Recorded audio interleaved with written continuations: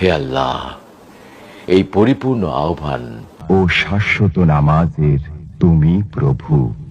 হযরত মুহাম্মদ সাল্লাল্লাহু আলাইহি ওয়াসাল্লামকে দান করো সর্বোচ্চ সম্মানিত স্থান, সুমহান মর্যাদা, এবং বেহেশতের প্রশংসিত স্থানে তুমি তাকে অধিষ্ঠিত করো।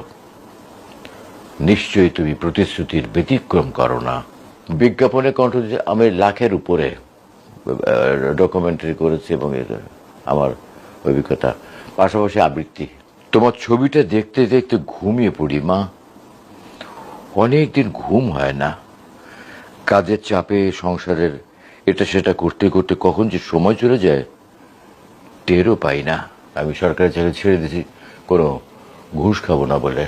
আমি আমার জীবনের শ্রেষ্ঠ কাজ যদি বলি, পবিত্র কোরআনের 30 পারা কোরআনের তর্জমা আমি করেছি। এটা এখান থেকে ওই 80 দশকে, যতদিন আল্লাহ হায়াত রেখেছেন আমি আল্লাহর পথে থাকতে চাই।